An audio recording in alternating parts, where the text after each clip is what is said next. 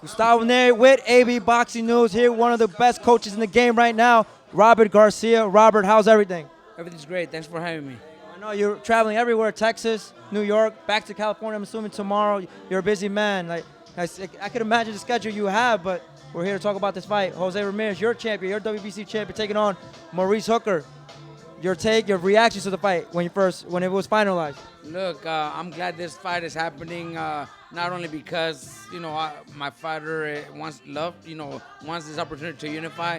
I know Maurice Hooker also wants this opportunity to unify, and the main thing is we're getting the zone and Eddie Hearn to be able to work with Bob Barum and Top Rank, which opens doors for many other fights, which is very important. So, I'm very happy that this fight is finalized.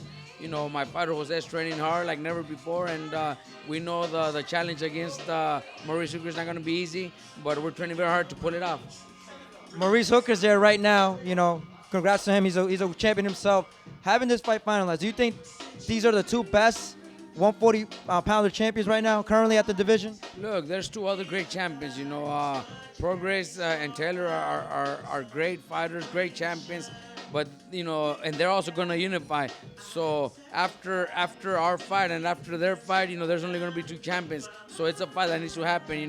Both winners have to fight each other to have one undisputed junior welterweight champion. You just mentioned Maurice Hooker's right here. He's a great person, great kid, very humble, and honestly, we're glad we're finding him because he's a very, very down to earth person.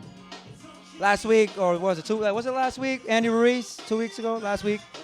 He became the first, I want to make it very specific, Mexican-American heavyweight championship of the world. What was in your mind when that happened, when he TKO'd Joshua, they announced him as the new world champion? What does that mean for not just himself and his career, but for the culture?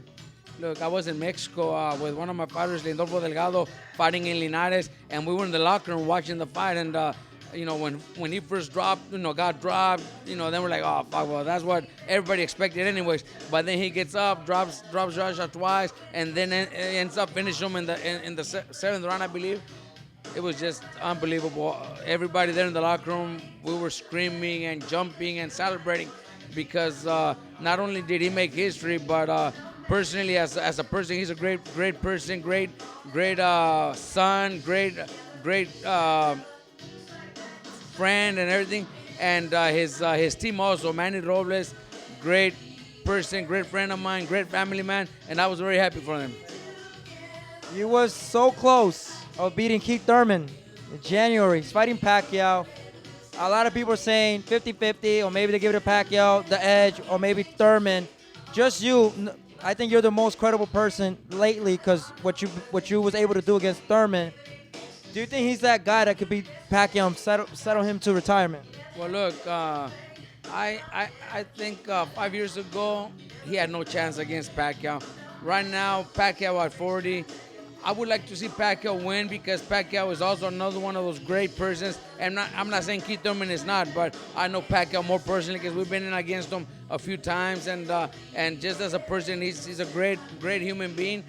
So I'll be cheering for Pacquiao, but I think I give Thurman the edge. He's young, he's hungry, he's a solid welterweight. He's gonna be the bigger man, so I give Thurman the edge. But I wouldn't be surprised if Pacquiao pulls off the upset. There's a 147. Mikey lastly campaigned at 147.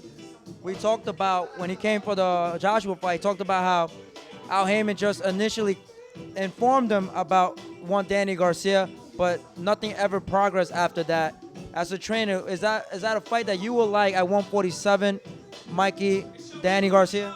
Look, we talked about it with Mikey and with my father, my son, Pita, and we feel that if that's the fight that they give Mikey at 147, it's a good fight for Mikey because it's not Errol Spence. Errol Spence was just much better and bigger and had all the skills in the world and had an answer to everything Mikey had. But I think Danny Garcia is a perfect match because Danny Garcia will fight and is very strong. So Mikey has to fight very smart, but I think it'll be a much better fight.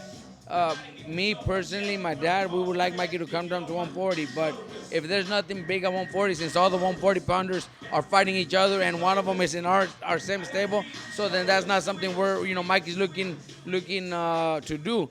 So I think if the Danny Garcia fight does happen, or if they ever bring it back and people get the attention of it, I think that's the best fight for Mikey right now.